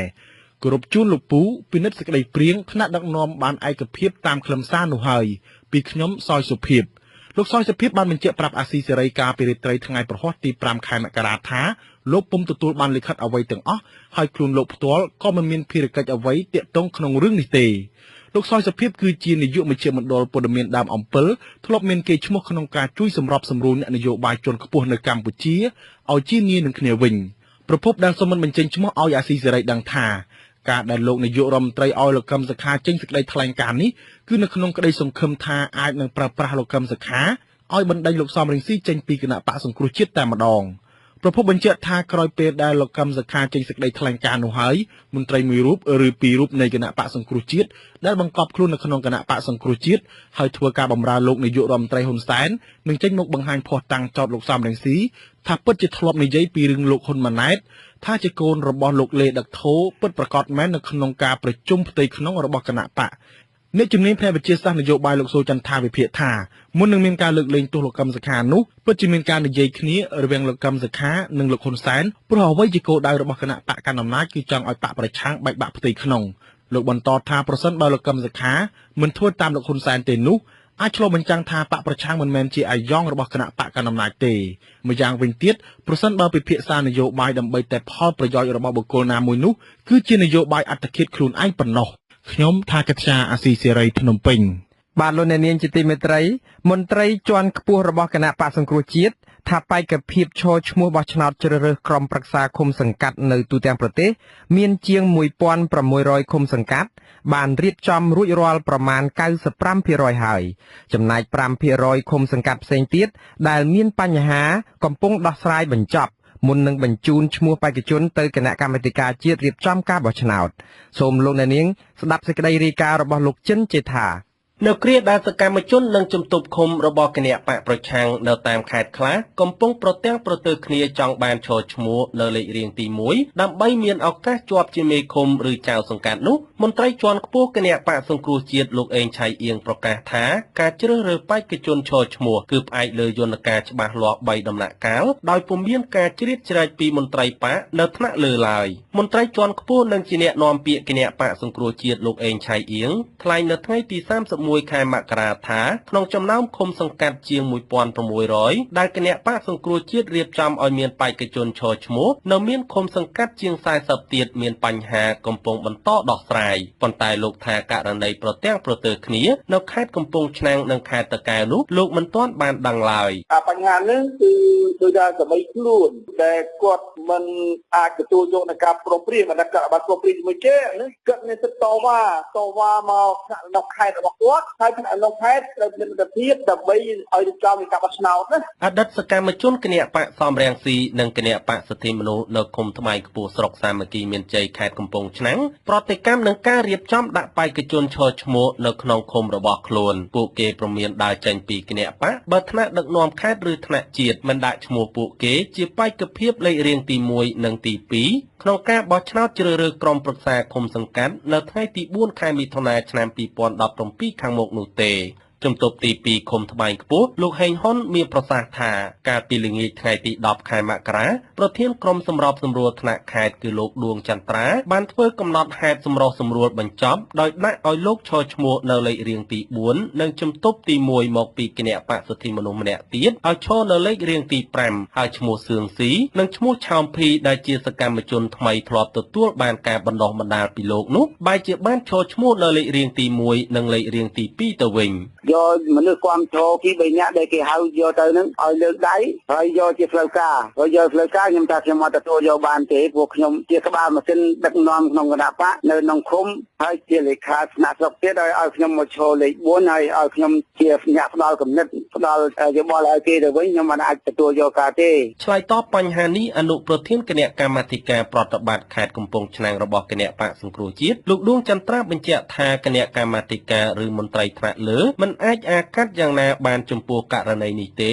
ព្រោះសកម្មជននៅមូលដ្ឋានបានបោះឆ្នោតគាំទ្រដាក់ឈ្មោះឲ្យបេក្ខជនទាំងពីរនាក់ស្ថិតនៅលេខរៀងទី4និងទី5រួចទៅហើយលោកសង្កេតឃើញថារយៈពេលចុងក្រោយនេះអ្នកទាំងពីរអសកម្មនឹងការងារបាត់បង់សមត្ថភាពការងារដោយវ័យជរាហើយមានពលរដ្ឋខ្លះថ្នាក់ចាត់ជាមួយនឹងលោកម៉ៃវ៉ែនទៀតផងក្រោយពីប្រជាពលរដ្ឋមានបញ្ហារត់ទៅពឹងពាក់មិនបានខ្ញុំព្យាយាមសម្រាប់សម្រួលកិច្ចការដែរថាគាត់ជាជំទប់ទី1ទី2កន្លងមកប៉ុន្តែដោយសារមូលដ្ឋានគេនឹងគេអត់ព្រមព្រៀងអញ្ចឹងយើងមិនអាចទៅជំនះនៅមូលដ្ឋានបានទេព្រោះតែលក្ខណៈវាចេញមកពីមូលដ្ឋានហើយអ្នកគ្រប់គ្រងនៅមូលដ្ឋាននឹងច្រើនអញ្ចឹងយើងមិនអាចអាកាត់ឲ្យរៀបចំ ឡើងវិញបានទេមានការសម្របសម្រួល ចំណែកនៅឯឃុំត្រាំកក់ស្រុកត្រាំកក់ខេត្តតាកែវវិញក៏មានបញ្ហាស្រដៀងគ្នានេះដែរសកម្មជនបកប្រឆាំងដែលកំពុងតែមានតំណែងជាក្រុមប្រឹក្សាឬជំទប់ត្រូវបានគេដាក់ឲ្យឈរឈ្មោះនៅលេខរៀងក្រោយគេសម្រាប់ការបោះឆ្នោតនៅខែមិថុនាឆ្នាំ2017ខាងមុខនេះពួកគេព្រមានឈប់គាំទ្រគណៈបកសង្គ្រោះជាតិនិងដុតស្លាកសញ្ញាចោលបើពុំមានការបោះឆ្នោតជ្រើសរើសបេក្ខភាពឈរឈ្មោះឡើងវិញនោះទេទោះជាយ៉ាងណាអ្នកនាំពាក្យគណៈបកសង្គ្រោះជាតិលោកអេងឆៃអៀងបញ្ជាក់នៅក្នុងសន្និសីទសារព័ត៌មានមួយនៅព្រឹកថ្ងៃទី31ខែមករាថាការប្រកួតប្រជែងផ្ទៃក្នុងតែងតែមានទំនាស់ប៉ុន្តែគណៈបកសង្គ្រោះជាតិមានយន្តការច្បាស់លាស់3ដំណាក់កាលដំណាក់កាលទី1បេក្ខជនត្រូវដាក់ពាក្យសុំឈរឈ្មោះដោយមានការជជែកគ្នានៅថ្នាក់មូលដ្ឋានទី2បើមានបញ្ហាមន្ត្រីគណៈបកត្រូវចុះណែនាំនិងសម្របសម្រួលហើយដំណាក់កាលទី3បើនៅតែមានបញ្ហាបេក្ខជនត្រូវឲ្យរដ្ឋបោះឆ្នោតជ្រើសរើសដោយផ្ទាល់លោកថាការអនុវត្តបែបនេះទទួលបានជោគជ័យច្រើនខ្ញុំបាទចិនជេថាអាស៊ីសេរីពីខេត្តកំពង់ឆ្នាំងចាលោកនាងកញ្ញាកំពុងស្ដាប់ការផ្សាយរបស់វិទ្យុអាស៊ីសេរីដែលផ្សាយចេញពីរដ្ឋធានី Washington ចាប្រជាប្រដ្ឋប្រមាណជា200នាក់មកពីខេត្តចំនួន4ដែលរងផលប៉ះពាល់ពីការបាត់ដីធ្លីដោយសារការអភិវឌ្ឍរបស់ក្រុមហ៊ុនស្កអំពៅបាននាំគ្នាទៅដាក់ញត្តិទាមទារឲ្យលោកនាយករដ្ឋមន្ត្រីហ៊ុនសែនដោះស្រាយបញ្ហាដីធ្លីរបស់ពួកគាត់ឲ្យបានឆាប់ៗសូមលោកនាងកញ្ញារងចាំស្ដាប់សេចក្តីរាយការណ៍ពីស្ដាមពីរឿងនេះនាពេលបន្តិចទៀតនេះមន្ត្រីរដ្ឋាភិបាលវិស័យឯកជននិងអង្គការសង្គមស៊ីវិលសរុបចំនួន31ស្ថាប័នបានជជែកពិភាក្សាដោយចំហពីស្ថានភាពវិស័យរ៉ែប្រេងកាតនិងឧស្ម័នឬវិស័យឧស្សាហកម្មនិស្សារណកម្មនេះជាវេទិកាអភិបាលកិច្ចលើវិស័យឧស្សាហកម្មនិស្សារណកម្មនៅប្រទេសកម្ពុជាកិច្ចពិភាក្សាពហុភាគីនេះធ្លាប់ធ្វើម្ដងរួចមកហើយកាលពីខែមិថុនាឆ្នាំ2016កន្លងទៅលោកសានសែលរាយការណ៍ព័ត៌មាននេះសង្គមស៊ីវិលសាទរចំពោះការរៀបចំជជែកដេញដោលជាសាធារណៈរបស់រដ្ឋាភិបាលនេះដែលពួកគេថាជាឱកាសល្អឲ្យដៃគូដែលធ្វើការក្នុងវិស័យរ៉ែប្រេងកាតនិងឧស្ម័នបង្ហាញពីការវិវត្តចុងក្រោយនៃវិស័យនេះព្រមទាំងផ្ដល់ឱកាសឲ្យបង្ហាញពីបញ្ហាប្រឈមនិងមតិរិះគន់បែបស្ថាបនាដើម្បីកែលម្អធានាប្រសិទ្ធភាពនៃការវិនិយោគក្នុងវិស័យនេះអាចផ្ដល់ប្រយោជន៍គ្រប់ភាគីទាំងភាគីក្រុមហ៊ុនប្រជាជនមូលដ្ឋាននិងរដ្ឋាភិបាលទិន្នន័យដែលបានបង្ហាញដោយក្រសួងរ៉ែនិងធម្មពលនៅក្នុងវេទិកានេះបញ្ជាក់ថាប្រាក់ចំណូលពីវិស័យរ៉ែទូទាំងប្រទេសកម្ពុជាកំពុងកើនឡើងកាលពីឆ្នាំ2013រដ្ឋាភិបាលទទួលបានប្រាក់ចំណូលពីពន្ធអាករវិស័យនេះចំនួន$7 លានសហរដ្ឋអាមេរិក3ឆ្នាំក្រោយមកពលគឺនៅឆ្នាំ2016រដ្ឋាភិបាលទទួលបានចំណូលពីវិស័យនេះចំនួន$10 លានក្រសួងរ៉ែរំពឹងថានៅឆ្នាំ2017នេះចំណូលពីវិស័យរ៉ែនឹងកើនឡើងជាង$12 លានទោះបីជាយ៉ាងណាក៏ដោយក្រសួងមិនបានបញ្ជាក់លម្អិតពីប្រភពនៃចំណូលវិស័យរ៉ែដូចជាទំហំទឹកប្រាក់ពិតប្រាកដពីការផ្ដល់អាជ្ញាប័ណ្ណបានប៉ុន្មានពីក្រុមហ៊ុនណាខ្លះជាដើមក្រសួងបានបញ្ជាក់ថាក្រសួងគ្រោងបោះពុម្ពផ្សាយព័ត៌មានពីចំណូលរ៉ែជាសាធារណៈរៀងរាល់3ខែម្ដងចាប់ពីឆ្នាំ2017នេះតទៅតាក់ទងនឹងរឿងនេះសង្គមស៊ីវិលលើកឡើងនៅក្នុងវេទិកាថាការផ្ដល់អាជ្ញាប័ណ្ណដល់ក្រុមហ៊ុនវិនិយោគលើវិស័យរ៉ែប្រេងកាតនិងឧស្ម័នគួរបង្ហាញជាសាធារណៈដើម្បីធានាតម្លាភាពនិងសុចរិតភាពនាយកប្រតិបត្តិអង្គការវេទិកាមិនមែនរដ្ឋាភិបាលស្ដីពីកម្ពុជាលោកទឹកវណ្ណរាសង្កេតឃើញថាគម្រោងវិនិយោគរបស់ក្រុមហ៊ុនខ្លះមិនបានធ្វើការវិយតម្លៃហេតុផលប៉ះពាល់បរិស្ថាននិងសង្គមមុននឹងបូមយកធនធានក្រោមដីនោះទេលោកថាក្រុមហ៊ុនមួយដែលចាប់ធ្វើអាជីវកម្មតាំងពីឆ្នាំ2002ទើបបង្ហាញលទ្ធផលនៃការវិយតម្លៃហេតុផលប៉ះពាល់បរិស្ថាននៅឆ្នាំ2016កន្លងទៅបើសិនជាមានការពិភាក្សាពិគ្រោះយោបល់ជាមុនគឺបានដឹងគ្រប់ភាគីអ្នកពាក់ព័ន្ធវាធ្វើឲ្យគម្រោងវិនិយោគហ្នឹងទី1កាត់បន្ថយទាក់ទងការយល់ច្រឡំទី2កាត់បន្ថយទាក់ទងចំនួននៅថ្ងៃក្រោយដែលអាចកើតមានព្រោះយល់ដឹងទាំងអស់គ្នាហើយចំណុចទី3អាចចូលរួមចំណែកក្នុងការត្រួតពិនិត្យទាក់ទងការតាមដានទៅលើការអនុវត្តរបស់ក្រុមហ៊ុនក៏ដូចជាអ្នកងាររដ្ឋាភិបាលអ្នកពាក់ព័ន្ធផ្សេងៗទៀតដើម្បីធានាថាគម្រោងវិនិយោគទុនហ្នឹងគឺអាចអនុវត្តប្រសើរឆ្លើយតបនឹងសេចក្តីត្រូវការផលប្រយោជន៍របស់ប្រជាជនកម្ពុជាយើង ឆ្លើយតបនឹងការលើកឡើងនេះរដ្ឋលេខាធិការនិងជាអ្នកនាំពាក្យក្រសួងរាយនឹងធម្មពលលោកមេងសធិរាអះអាងថាក្រលគម្រោងវិនិយោគវិស័យឧស្សាហកម្មនិស្សារណកម្មត្រូវត្រួតពិនិត្យយ៉ាងម៉ត់ចត់ដោយថឹងថ្លែងលើផលប្រយោជន៍សេដ្ឋកិច្ចតែធានាមិនប៉ះពាល់ធ្ងន់ធ្ងរដល់បរិស្ថាននិងសង្គមឧទាហរណ៍ដូចជាការសិក្សាវិតម្លៃពីផលប៉ះពាល់បរិស្ថាននិងសង្គមនេះគឺធ្វើនៅក្នុងក្របខ័ណ្ឌជាមួយនឹងយន្តការនីតិវិធីនៃការពិនិត្យលើរបាយការណ៍វិតម្លៃផលប៉ះពាល់បរិស្ថានសង្គមដែលកំណត់ដោយក្រសួងបរិស្ថានហើយគេមានយន្តការពីយោបល់មូលដ្ឋានអីទាំងអស់ហ្នឹងគ្រាន់តែអ្វីដែលបានធ្វើហ្នឹងខ្ញុំគិតថាมันបានផ្សព្វផ្សាយជាសាធារណៈឲ្យបានទូលំទូលាយអត់បានបើកឱកាសឲ្យអង្គការសង្គមស៊ីវិលហ្នឹងគាត់ទទួលបានព័ត៌មានទាំងអស់ហ្នឹងចឹងគាត់អាចអត់ដឹងថាយើងបានធ្វើយ៉ាងក្រសួងរាយនឹងធម្មពលបានចេញលើកម្មវិធីកំណែទម្រង់ស្ដីពីធនធានដើម្បីទាំងអស់គ្នាក្នុងវិស័យនិស្សារណកម្ម2014ដល់2018នៅក្នុងវេទិកានេះក្រុមហ៊ុនរាយដូចជាក្រុមហ៊ុនអង្គរ Gold ក្រុមហ៊ុន Renaissance និងក្រុមហ៊ុនប្រេងកាត Chris Energy អះអាងពីការកិត្តគូការបែងចែកភាគចំណេញឲ្យសហគមន៍មូលដ្ឋាននិងសង្គមវិញតាមរយៈកម្មវិធីទំនួលខុសត្រូវសង្គមដូចជាការសាងសង់មន្ទីរពេទ្យសាលារៀនផ្លូវថ្នល់និងការបណ្ដុះបណ្ដាលជំនាញឲ្យប្រជាពលរដ្ឋអាចធ្វើការឲ្យក្រុមហ៊ុនវិញបានខ្ញុំសាមសែលអាស៊ីសេរីភ្នំពេញបាទនៅឯខេត្តប្រស័យហនុឯណោះវិញប្រជាពលរដ្ឋស្នើឲ្យអភិបាលខេត្តជួយថែរក្សាផ្ទៃបឹងធម្មជាតិទឹកសាបដែលមានទីតាំងនៅទល់មុខក្រុមហ៊ុនស្រាបៀរអង្គរស្ថិតក្នុងសង្កាត់លេខ1ឲ្យបានគង់វង្សដោយសារតែបច្ចុប្បន្នត្រូវគេដឹកដីចាក់លុបបឹងនិងបោះតម្រុយកំណត់ក្បាលដីធ្វើកម្មសិទ្ធិឯកជនស្ទើរទាំងស្រុងលោកដែនអយុធ្យារាយការណ៍ព័ត៌មាននេះសាធារណជនពិសេសប្រជាពលរដ្ឋមានលំនៅឋានក្នុងសង្កាត់លេខ1ក្រុងព្រះសីហនុបង្ហាញកង្វល់ខ្លាចបាត់បង់បឹងធម្មជាតិទឹកសាបមានទីតាំងនៅជាប់ផ្លូវជាតិលេខ4ទល់មុខក្រុមហ៊ុនស្រាបៀរអង្គរដែលត្រូវគេបូមទឹកចេញពីផ្ទៃបឹងរីងទឹកស្ទើរទាំងស្រុងកាលពីដើមខែមករាឆ្នាំ2017មកពលរដ្ឋបានឲ្យដឹងថាការបូមទឹកចេញពីផ្ទៃបឹងទឹកសាបមួយនេះអាជ្ញាធរបកស្រាយថាដើម្បីចាក់ដីស្ថាបនាពង្រីកផ្លូវជាតិឲ្យបានធំទូលាយដើម្បីឲ្យការធ្វើចរាចរណ៍ឲ្យបានប្រសើរឡើងព្រោះតំបន់នេះមានផ្លូវតូចចង្អៀតនិងតែងបង្កឲ្យកើតមានគ្រោះថ្នាក់ចរាចរណ៍ជាបន្តបន្ទាប់នាពេលកន្លងមកក្រមប្រជាពលរដ្ឋព្រួយបារម្ភពីការខុបខិតរវាងមន្ត្រីស្ថាប័នពាក់ព័ន្ធនៃខេត្តព្រះសីហនុមួយចំនួនឈានដល់ចាក់ដីរំលោភយកផ្ទៃបឹងទឹកសាបមួយនេះធ្វើកម្មសិទ្ធិឯកជនព្រោះកន្លងមកផ្ទៃបឹងឬផ្ទៃរងទឹកភ្លៀងបឹងទឹកសាបនៅទល់មុខក្រុមហ៊ុនស្រាបៀរអង្គរមួយនេះត្រូវបានគេចាក់ដីលុបចូលផ្ទៃបឹងយកដីសង់លំនៅឋានមួយចំនួនរួចហើយពលរដ្ឋបន្តថាបច្ចុប្បន្នផ្ទៃបឹងនេះបន្ទាប់ពីត្រូវបានគេបូមទឹកចេញពីផ្ទៃបឹងដើម្បីចាប់ត្រីក៏ឃើញមានការបោះតម្រុយកំណត់ព្រំដីឬក្បាលដីនៅលើផ្ទៃបឹងជាក់ស្ដែងថែមទៀតមន្ត្រីឃ្លាំមើលការអភិវឌ្ឍសង្គមនិងសាធារណជនទូទៅស្នើដល់អភិបាលខេត្តព្រះសីហនុលោកយុនមីនឲ្យជួយថែរក្សាបឹងធម្មជាតិទឹកសាបមួយនេះឲ្យបានគង់វង្សនិងត្រូវស្ដារអភិរក្សបឹងទឹកសាបមួយនេះឲ្យបានជ្រៅដើម្បីស្តុកទឹកទុកសម្រាប់ផ្ដល់ជូនប្រជាពលរដ្ឋមូលដ្ឋាននេះប្រើប្រាស់នាថ្ងៃអនាគតអ្នកសម្របសម្រួលអង្គការលីកាដូប្រចាំខេត្តព្រះសីហនុលោកប៊ុនរិទ្ធដែលបានចុះពិនិត្យផ្ទាល់ដល់ទីតាំងបឹងធម្មជាតិទឹកសាបនៅជាប់ផ្លូវចូលក្រុងព្រះសីហនុតាមបណ្ដោយផ្លូវជាតិលេខ4ទល់មុខក្រុមហ៊ុនស្រាបៀរអង្គរកាលពីថ្ងៃអង្គារទី31ខែមករាលោកព្រួយបារម្ភខ្លាចចំណីបឹងឬផ្ទៃរងទឹកភ្លៀងបឹងទឹកសាបមួយនេះត្រូវបាត់បង់ក្នុងពេលដ៏ឆាប់ព្រោះកន្លងមកផ្ទៃបឹងនេះត្រូវគេចាក់ដីរំលោភយកធ្វើកម្មសិទ្ធិឯកជនអស់មួយចំនួនរួចហើយពេលនេះត្រូវបានគេបូមទឹកចេញនិងបោះតម្រុយកំណត់ក្បាលដីឬព្រំដីនៅលើផ្ទៃបឹងដែលបានបូមទឹកចេញនោះថែមទៀតធ្វើយ៉ាងម៉េចស្ដារបឹងនេះឡើងវិញហើយនឹងរៀបចំប្រព័ន្ធការពារបឹងនេះគឺដូចជាតាមដើមឈើព័ទ្ធជំនាញបឹងនិងកាយព្រំនិងកំណត់ធ្វើប្លង់កម្មសិទ្ធិការពារផ្ទៃបឹងនេះបានព្រោះបឹងនេះអាចជួយផ្គត់ផ្គង់ទឹកស្អាតដល់បងប្អូនយើងនៅទូទាំងខេត្តមួយនេះនៅម្ដងនេះឲ្យគាត់អាចប្រកបមុខរបរចិញ្ចឹមជីវិតដោយដកបន្លែលក់ដកផលិតលក់និងនេសាទត្រីផងដែរបាទ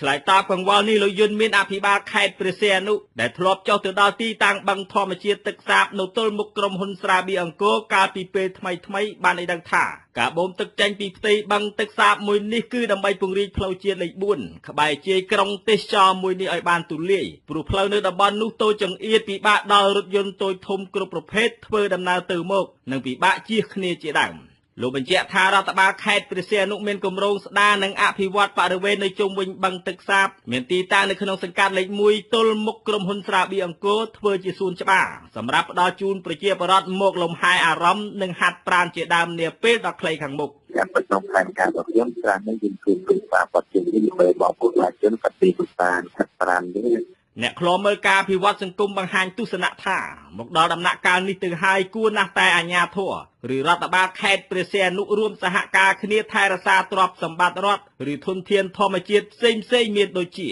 បឹងទឹកសាបអូធម្មជាតិព្រៃឈើព្រៃកោងកាងនៅតំបន់ឆ្នេរជាដើមដែលនៅសេសសល់នាមូលដ្ឋាននេះឲ្យបានគង់វង្សនិងរួមគ្នាអភិរក្សថែរក្សាទុកសម្រាប់មនុស្សជំនាន់ក្រោយប្រើប្រាស់ប្រសើរជាជាងទៅខុបខិតគ្នាបំផ្លាញទ្រព្យសម្បត្តិជាតិដោយអនុវត្តផ្ទុយពីរដ្ឋធម្មនុញ្ញបានកំណត់ទៀតទេខ្ញុំដែរនាយកជាអាស៊ីសេរីខេត្តព្រះសីហនុបាទលោកអ្នកស្ដាប់ជាទីមេត្រីមន្ត្រីក្រសួងការងារនិងបណ្ដុះបណ្ដាលវិជ្ជាជីវៈតំណាងកាស៊ីណូ Grand Diamond Series ក្រុងប៉ោយប៉ែតនិងប្រធានសមាគមពង្រឹងសេដ្ឋកិច្ចក្រៅប្រព័ន្ធកម្ពុជាប្រមាណ10នាក់ប្រជុំពិភាក្សារកដំណោះស្រាយបញ្ហាថៅកែកាស៊ីណូបញ្ឈប់ប្រធានសហជីពម្នាក់ពីការងារកាលពីថ្ងៃអង្គារម្សិលមិញលោកហុំចម្រើនរាយការណ៍ជំវិញព័ត៌មាននេះនៅក្នុងជំនួបនេះលក្ខខណ្ឌការងារចំនួន4ចំណុចត្រូវបានភាគីពាក់ព័ន្ធលើកទៅពិភាក្សាដោះស្រាយរួមគ្នាដោយមានការសម្របសម្រួលពីមន្ត្រីក្រសួងការងារលក្ខខណ្ឌការងារទាំងនោះរួមមានក្រុមហ៊ុនត្រូវឲ្យប្រធានសហជីពចូលធ្វើការវិញទាមទារឲ្យបុគ្គលិកធ្វើការមិនលើសពី8ម៉ោងក្នុងមួយថ្ងៃក្រុមហ៊ុនត្រូវផ្ដល់ប្រាក់បន្ថែមចំពោះអ្នកធ្វើការវេនយប់និងផ្ដល់ប្រាក់ថ្លៃអាហារចំនួន$3,000បាតឬប្រមាណ$80ក្នុងមួយខែប្រធានសម្ព័ន្ធសហជីពកម្មករនិយោជកវិស័យទេសចរនិងសេវាកម្មកម្ពុជាប្រចាំនៅកាស៊ីណូ Grand Diamond City ក្រុងប៉ោយប៉ែតលោកប៊ុនសុធីឲ្យដឹងនៅថ្ងៃទី31មករាថា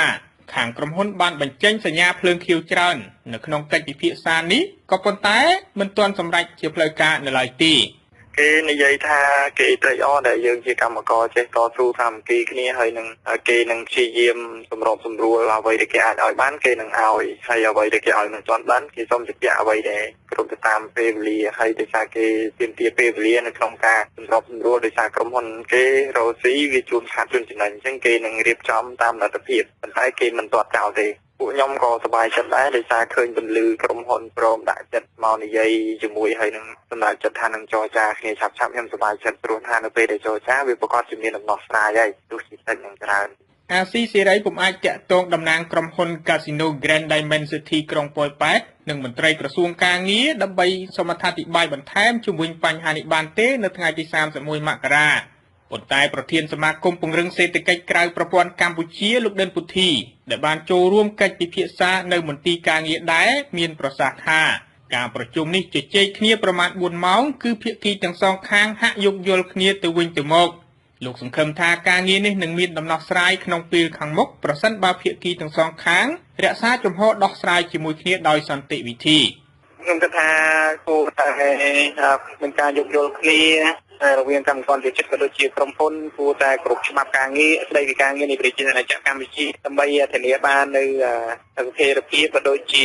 ជីវភាពរស់នៅរបស់កម្មករបាទហើយគឺយើងសំណូមពរឲ្យក្រុមហ៊ុននឹងគឺគ្រប់ច្បាប់ការងារតែម្ដងកុំឲ្យធ្វើអ្វីដោយការពីមុនដែលអស់ឆ្គងគឺយើងត្រូវកែទាំងអស់គ្នាបាទលោកប៊ុនសុធីត្រូវបានក្រុមហ៊ុនកាស៊ីណូមួយនេះបណ្ដេញចេញពីការងារកាលពីថ្ងៃទី19វិច្ឆិកាឆ្នាំ2016ក្រុមហេតុផលផ្សព្វផ្សាយព័ត៌មានខុសពីការពិតដែលថាក្រុមហ៊ុនកេងចំណេញកម្លាំងពលកម្មរបស់បុគ្គលិកប៉ុន្តែលោកប៊ុនសុធីលើកឡើងថាលោកពុំបានធ្វើខុសដោយការចោទប្រកាន់នោះទេលោកទាមទារឲ្យថៅកែកាស៊ីណូ Grand Diamond City ក្រុងប៉ោយប៉ែតទទួលរូបលោកចូលធ្វើការវិញជាធម្មតាឲ្យបានឆាប់ភាគីទាំងសងខាងនឹងជួបគ្នាម្ដងទៀតដើម្បីដោះស្រាយបញ្ចប់បញ្ហាក៏ប៉ុន្តែពុំទាន់កំណត់ថ្ងៃជួបគ្នានៅពេលណាច្បាស់លាស់នៅឡើយខ្ញុំបាទហុំចម្រើនអាស៊ីសេរីពីខេត្តបាត់ដំបងបាទលោកអ្នកនាងជាទីមេត្រីចំណែកនៅឯខេត្តស្ទឹងត្រែងឯណោះវិញមន្ទីរទេសចរខេត្តបានបង្កើតក្រុមការងារចុះត្រួតពិនិត្យវាយតម្លៃនិងណែនាំដល់ម្ចាស់អាជីវកម្មមណ្ឌលកំសាន្តខារ៉ាអូខេនិងក្លឹបកំសាន្តឲ្យបង្កើតប្រព័ន្ធការពារសុវត្ថិភាពឲ្យបានត្រឹមត្រូវដើម្បីបញ្ជៀសគ្រោះថ្នាក់ជាយថាហេតុមន្ត្រីមន្ទីរទេសចររកឃើញថាក្លឹបកំសាន្តនិងខារ៉ាអូខេមួយចំនួននៅខេត្តស្ទឹងត្រែងនៅមិនទាន់រៀបចំប្រព័ន្ធការពារសុវត្ថិភាពឲ្យបានគ្រប់ជ្រុងជ្រោយនៅឡើយទេលោកម៉ែនសុធីរាយការណ៍ជុំវិញព័ត៌មាននេះ មន្ត្រីទេសចរខេត្តស្ទឹងត្រែងឲ្យដឹងនៅថ្ងៃទី31មករាថាមន្ត្រីជំនាញនឹងបន្តអប់រំណែនាំម្ចាស់អាជីវកម្មមណ្ឌលកំសាន្តនិងក្លឹបកំសាន្តខារ៉ាអូខេជាជំហានដំបូងមុននឹងអនុវត្តវិធានការច្បាប់ឬផាកពិន័យម្ចាស់អាជីវកម្មណាមិនគោរពសេចក្តីណែនាំរបស់ក្រសួងទេសចរហើយអាចឈានដល់ការបញ្ឈប់អាជ្ញាប័ណ្ណជាដើមប្រធានមន្ត្រីទេសចរខេត្តស្ទឹងត្រែងលោកអ៊ុនប៉ោសឿនប្រមានថាប្រសិនបើម្ចាស់អាជីវកម្មក្លឹបកំសាន្តនិងមណ្ឌលកំសាន្តខារ៉ាអូខេណាប្រទះបាតុភិបកើតឡើងបង្កគ្រោះថ្នាក់ធ្ងន់ធ្ងរដល់ភ្ញៀវដោយសារខ្វះប្រព័ន្ធការពារសុវត្ថិភាពគណៈមន្ត្រីជំនាញបានចុះណែនាំច្រើនសារមកហើយនៅតែមិនអនុវត្តលោកនឹងស្នើសុំគោលការណ៍ពីថ្នាក់លើបញ្ឈប់អាជ្ញាប័ណ្ណជាបន្ទាន់លោកបន្ថែមថាក្រុមការងារនៃមន្ត្រីទេសចរបានចុះវិនិច្ឆ័យតម្លៃមណ្ឌលកំសាន្តខារ៉ាអូខេនិងក្លឹបកំសាន្តរួចហើយរកឃើញថានៅមានចំណុចខ្វះខាតមួយចំនួនដូចជាពុំមានស្លាកសម្គាល់ច្រកទ្វារសុវត្ថិភាពនិងខ្វះបន្ទប់ច្រកចេញនៅពេលមានបាតុភិបជាយថាហេតុកើតឡើងលោកថាមន្ត្រីជំនាញស្នើឲ្យម្ចាស់អាជីវកម្មទាំងនោះកសាងទ្វារច្រកចេញបន្ថែមនិងដាក់ស្លាកសញ្ញាសុវត្ថិភាពដើម្បីបង្កលក្ខណៈងាយស្រួលដល់អ្នកទៅកម្សាន្តដែលធានាថាពួកគេអាចជៀសផុតពីគ្រោះថ្នាក់នៅពេលមានបាតុភិបកើតឡើងហើយជាពិសេសនោះគឺច្រកទ្វារយើងបង្កើតឲ្យមានច្រកចេញហើយនិងច្រកចូលបាទយើងយកទៅបញ្ជាក់ហើយដល់ពេលមកថាជាភ្ញៀវដែលគេទៅកម្សាន្តលេងនៅក្នុងក្លឹបអញ្ចឹងនៅពេលច្រកចូលមានច្រកចូលអញ្ចឹងយើងមើលច្បាស់ដឹងអញ្ចឹងដល់ពេលច្រកចេញគឺយើងត្រូវឲ្យដឹងការងារហ្នឹងឲ្យច្បាស់ដែរលោកអ៊ុនប៉ោសឿនបន្ថែមថាកន្លងទៅមានអគ្គិភ័យឆេះក្លឹបកម្សាន្តនៅខេត្តសៀមរាបនិងក្រុងបាវិតខេត្តស្វាយរៀងបណ្ដាលឲ្យស្លាប់ភ្ញៀវទៅកម្សាន្តហើយមន្ត្រីជំនាញរកឃើញថាមណ្ឌលកំសាន្តទាំងនោះខ្វះប្រព័ន្ធការពារសុវត្ថិភាពបញ្ហានេះក្រសួងទេសចរបានណែនាំឲ្យមន្ត្រីទេសចរគ្រប់ខេត្តក្រុងអនុវត្តវិធានការការពារសុវត្ថិភាពឲ្យបានហ្មត់ចត់អ្នកនាំពាក្យសាលាខេត្តស្ទឹងត្រែងលោកម៉ែនគង់ថ្លែងបញ្ជាក់ថារដ្ឋបាលខេត្តស្ទឹងត្រែងបានជំរុញឲ្យមន្ត្រីជំនាញរៀបចំជាសេចក្តីជូនដំណឹងមួយថាតើកន្លែងផ្ដល់សេវាកំសាន្តត្រូវអនុវត្តគោលការណ៍អ្វីខ្លះលោកថារដ្ឋបាលខេត្តស្ទឹងត្រែងនៅតែបន្តតាមដានការអនុវត្តគោលការណ៍នេះជាពិសេសនៅខែកុម្ភៈឆ្នាំ2017អាជ្ញាធរខេត្តនឹងជំរុញឲ្យមន្ត្រីទេសចរចុះទៅពិនិត្យវិតម្លៃនៅគ្រប់ទីតាំងទាំងអស់ដែលមានក្រុមការងារចម្រុះមួយចុះទៅធ្វើការវិតម្លៃជាក់ស្ដែងដែរចាប់តាំងពីទទួលបានបរិស្ថានអតិថិជនមកហើយយើងបានធ្វើការផ្សព្វផ្សាយហើយជំរុញឲ្យមន្ត្រីជំនាញធ្វើការផ្សព្វផ្សាយទៅដល់គ្រប់រាំងអសរហើយនិងក្លឹបកម្សាន្តទាំងអស់ជ្រាបរបាយការណ៍មន្ត្រីទេសចរខេត្តស្ទឹងត្រែងបង្ហាញថាខេត្តស្ទឹងត្រែងមានក្លឹបកម្សាន្តនិងមណ្ឌលកម្សាន្តខារ៉ាអូខេចំនួន12ក្នុងនោះក្លឹបកម្សាន្តខ្នាតធំចំនួន2គឺក្លឹបកម្សាន្ត Amazon និងក្លឹបកម្សាន្ត Galaxy ក្លឹបកម្សាន្តនិងមណ្ឌលកម្សាន្តខារ៉ាអូខេខ្នាតធំទាំងនោះនៅពុំទាន់មានប្រព័ន្ធការពារសុវត្ថិភាពគ្រប់គ្រាន់នៅឡើយទេម្ចាស់មណ្ឌលកំសាន្តខារ៉ាអូខេអេសានមនោរម្យកញ្ញាធីមពិសីគាំទ្រវិធានការរបស់មន្ត្រីទេសចរខេត្តដែលជំរុញឲ្យគ្រប់មណ្ឌលកំសាន្តទាំងអស់អនុវត្តវិធានការការពារសុវត្ថិភាពជូនភ្ញៀវកញ្ញាបដិញ្ញាថានឹងប្រតិបត្តិសេចក្តីណែនាំនេះឲ្យបានត្រឹមត្រូវដើម្បីធានាសុវត្ថិភាពជូនភ្ញៀវដែលជាផ្នែកមួយផ្ដល់ទំនុកចិត្តដល់អ្នកមកកំសាន្តដែរចង់និយាយថាគេប្រាប់ណែនាំឲ្យរៀបចំអីឲ្យស្អាតទេណែនាំច្រើនតែគេប្រាប់ទៅគ្រឿងល្អយើងរៀបចំដើម្បីឲ្យខេត្តយើងគេមកលេងទៅគេខ្លាអីមន្ត្រីសម្របសម្រួលសមាគមការពារសិទ្ធិមនុស្សនិងអភិវឌ្ឍហៅកាត់ថាអាតហុកលោកហូសំអុលសម្ដែងការសាទរចំពោះវិធានការរបស់មន្ត្រីទេសចរខេត្តស្ទឹងត្រែងហើយលោកចង់ឃើញមន្ត្រីទេសចរអនុវត្តវិធានការនេះឲ្យបានម៉ត់ចត់និងនិរាករអាជ្ញាប័ណ្ណក្លឹបកំសាន្តណាដែលផ្កើនឹងវិធានការរបស់ក្រសួងទេសចរខ្ញុំម៉ែនសុធីអាស៊ីសេរីពីខេត្តស្ទឹងត្រែងបាទលោកអ្នកនាងទើបបានស្ដាប់ព័ត៌មានប្រចាំថ្ងៃរបស់វិទ្យុអាស៊ីសេរីដែលរៀបចំជូនដោយខ្ញុំបាទមួងណារ៉េតសូមលោកអ្នកនាងរងចាំស្ដាប់សេចក្តីរាយការណ៍ផ្សេងៗនៃកម្មវិធីផ្សាយរបស់យើងនាពេលបន្តិចទៀតនេះ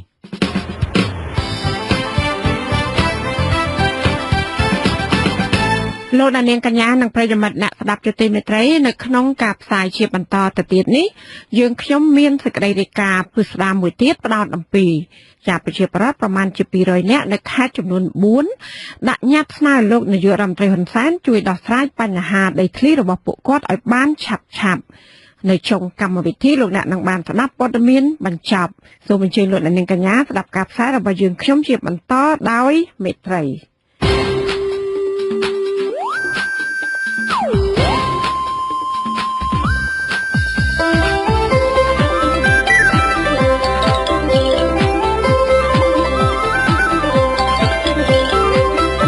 សេចក្តីរាយការណ៍ពិស្ដារ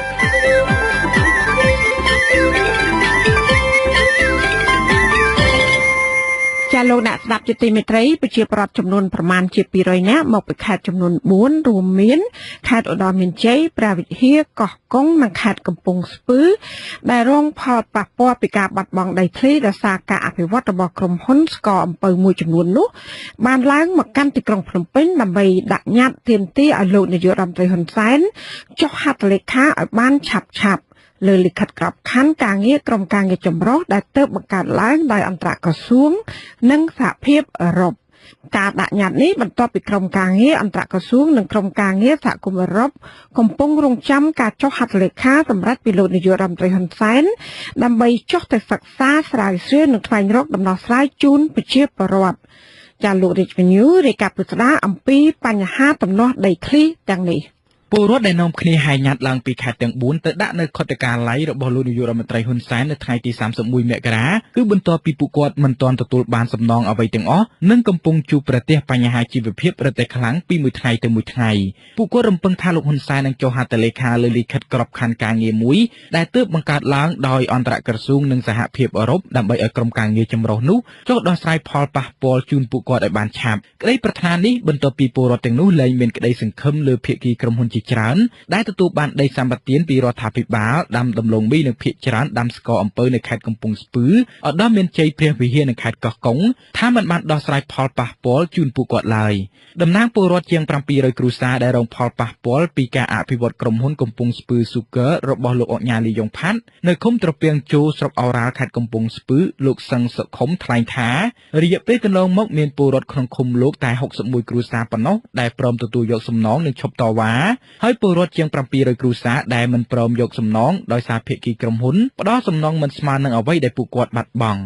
កាលពីមុនប្រជាពលរដ្ឋគាត់មិនទៅហ៊ានចុះឈ្មោះតវ៉ាទេព្រោះខ្លាចអាជ្ញាធរគេរឹតបន្តឹងអញ្ចឹងណាកាលពីមុនវាតែជាង300ទេដល់ក្រោយមកគាត់ចេះតែលេងខ្លាចលេងឲ្យដឹងតបដល់គ្រប់ទៅគាត់លេងខ្លាចទៅគាត់ចេះមកចុះឲ្យវាឡើង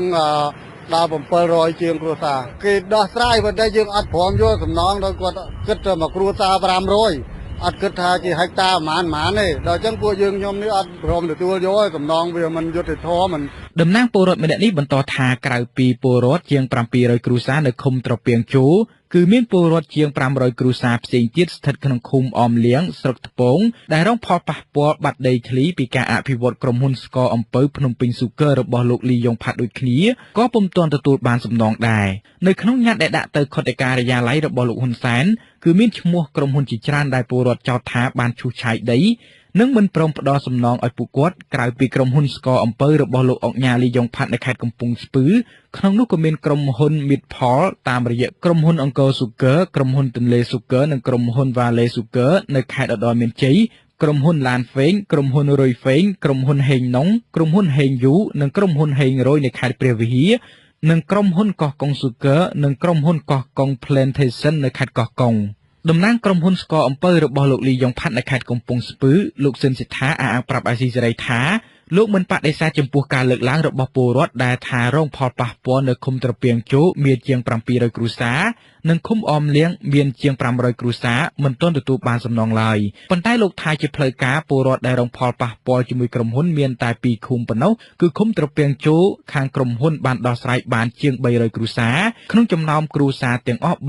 340និងឃុំអមលៀងមានពលរដ្ឋមិនទាន់ទទួលបានសំណងជាង10គ្រួសារក្នុងចំណោមពលរដ្ឋដែលរងផលប៉ះពាល់ទាំងអស់នឹងទទួលបានសំណងចំនួន498គ្រួសារបាត់តិចឲ្យច្រើនឲ្យបាត់ច្រើនឲ្យតិចអត់មានទេហើយអត់មានយើងមិនមានឲ្យគាត់ណាដែល500ស្មើ1000មកអត់មានទេតម្លៃដូចខ្ញុំនិយាយអញ្ចឹងទៅកាន់ការចរចាគ្នាទៅចរចាតែគាត់ទា5000ខ្ញុំចរចាថាឥឡូវ3000បើគាត់យកបានយកគាត់យកបាន3500 4000ទៅតាមចាស់ស្ដែងហ្នឹងតែអត់មានទេអត់មានណាដូចគ្នាផ្សងដាក់50000ទេគាត់និយាយហ្នឹងគឺគាត់គ្រាន់តែជាចឹងបានខ្ញុំមិនបន្ទោសទេជាបរិបទណាឬក៏អត់បន្ទោសទេអញ្ចឹងបានខ្ញុំសប្បាយចិត្តក្នុងការដែល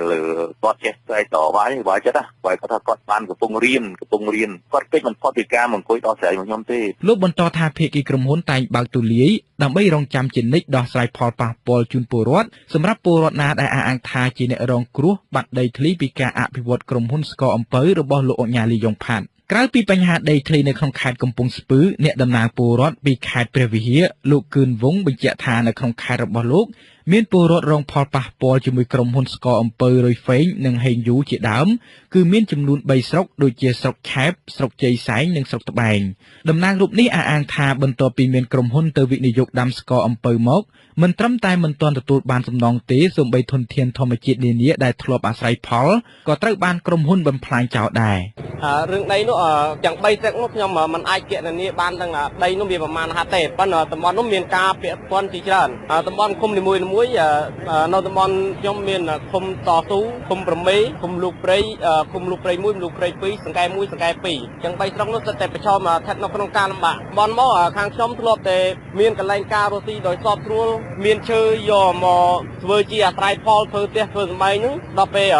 ในอนาคตចុងក្រោយចាប់ពីឆ្នាំ2012 2012កន្លងមកមានការក្រុមហ៊ុនចូលដល់ពេលនេះបាត់បង់អាស្រ័យផលដែលគាត់យើងធ្លាប់តែយកឈើមកធ្វើផ្ទះធ្វើទីជំរកឲ្យសមរម្យតែឡោបាត់បង់ទាំងឈើបាត់បង់ទាំងដីអាស៊ីសេរីមិនទាន់អាចសុំការបកស្រាយពីតំណាងក្រុមហ៊ុនស្ថិតក្នុងខេត្តព្រះវិហារនិងក្រុមហ៊ុនស្ថិតក្នុងខេត្តចំនួន2ផ្សេងទៀតបានទេនៅថ្ងៃទី31មករាឆ្នាំ2017ពលរដ្ឋដែលឡើងមកដាក់ញត្តិខ្លះទៀតបានត្អូញត្អែថាក្រោយពីដីរបស់ពួកគាត់ត្រូវបានក្រុមហ៊ុនឈូសឆាយយកទៅគឺបានបង្កឲ្យពួកគាត់ខាតបង់ប្រាក់ពេលវេលាសិទ្ធិពលរដ្ឋដែលធានាដោយរដ្ឋធម្មនុញ្ញនិងបានធ្វើឲ្យពលរដ្ឋក្លាយជាកូនបំណុលនិងធ្លាក់ក្នុងភាពក្រីក្រជាដើមប្រធានគណៈកម្មការចម្រុះចាំទទួលនឹងដោះស្រាយបណ្ដឹងតវ៉ានៅភូមិគ្រឹះលោកហ៊ុនសែនដែលចេញមកទទួលញត្តិពីពលរដ្ឋគឺលោកប៉ាល់ច័ន្ទតារាថ្លែងថាលោកនឹងបញ្ជូនញត្តិនេះទៅកាន់ក្រសួងដែនដីដើម្បីដោះស្រាយបន្តខ្ញុំបន្ទាប់ពីទទួលញត្តិនេះទៅខ្ញុំនឹងរៀបចំបញ្ជូនទៅក្រសួងដែនដីព្រោះក្រសួងរៀបចំដែនដីនគររូបនីយកម្មលោកមានរៀបចំជាក្រុមការងារឧត្តមទេសរដ្ឋមន្ត្រីលោករៀបចំជាក្រុមការងារតាមខេត្តអញ្ចឹងយន្តការនេះលឿនណាស់អញ្ចឹងខ្ញុំនឹងបញ្ជូនទៅភ្លាមទៅដែនដីថ្ងៃនេះក្រៅពីញត្តិដាក់ទៅលោកហ៊ុនសែនអ្នកតំណាងពលរដ្ឋទាំង4ខេត្តដែលមានគ្នាចំនួន10នាក់បន្តដំណើរទៅដាក់ញត្តិនេះនៅស្ថានទូតសហភាពអឺរ៉ុបដើម្បីទាមទារឲ្យសហភាពអឺរ៉ុបជំរុញឲ្យលោកហ៊ុនសែនចុះហត្ថលេខាលើលិខិតក្របខ័ណ្ឌការងារឲ្យបានឆាប់ដែរក្រុមពលរដ្ឋទាំងប្រមាណជាង200នាក់ដែលឡើងមកដាក់ញត្តិបានបដិញ្ញាថាប្រសិនបើលោកហ៊ុនសែនបន្តអូសបន្លាយមិនព្រមចុះហត្ថលេខាពួកគាត់នឹងលើកគ្នាមកកាន់ទីក្រុងភ្នំពេញម្ដងទៀតដើម្បីទាមទាររហូតលោកហ៊ុនសែនសម្រេចចុះហត្ថលេខាខ្ញុំរាជវិញ្ញូអាស៊ីសេរីភ្នំពេញ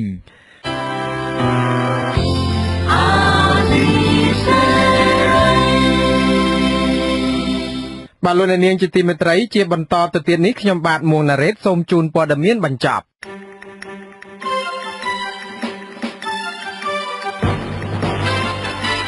លោកនាយករដ្ឋមន្ត្រីហ៊ុនសែនកាលពីថ្ងៃទី31ខែមករាស្នើឲ្យរដ្ឋសភាធ្វើច្បាប់បន្ថែមដោយកំណត់ថាអ្នកជាប់ទោសមិនអាចធ្វើជាប្រធាននិងអនុប្រធានគណៈបកនយោបាយបានទេ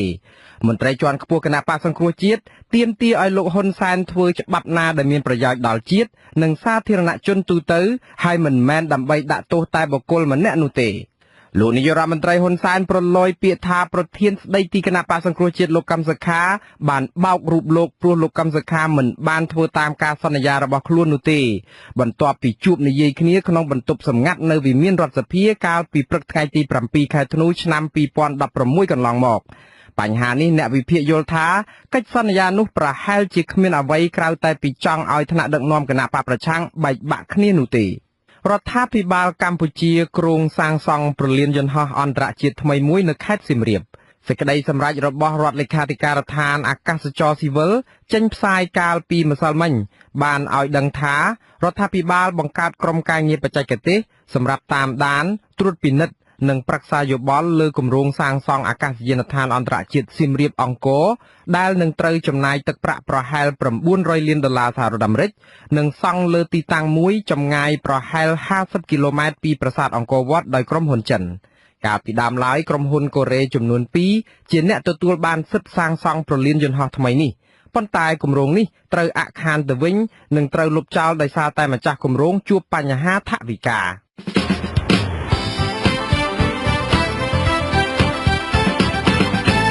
លោកនាងកញ្ញាជាទីមេត្រីការផ្សាយរយៈពេល1ម៉ោងនៃវិទ្យុអាស៊ីសេរីជាភាសាខ្មែរនៅពេលនេះចាប់តែប៉ុណ្ណេះយើងខ្ញុំសូមជូនពរលោកនាងព្រមទាំងក្រុមគ្រួសារទាំងអស់ឲ្យជួបប្រកបតែនឹងសេចក្តីសុខចម្រើនរុងរឿងកំបីឃ្លៀងឃ្លាតឡើយចា៎នាងខ្ញុំម៉ៅសុធានីខ្ញុំបាទមួងណារ៉េតព្រមទាំងក្រុមការងារទាំងអស់របស់អាស៊ីសេរីសូមអរគុណនិងសូមជម្រាបលាបាទសូមជម្រាបលា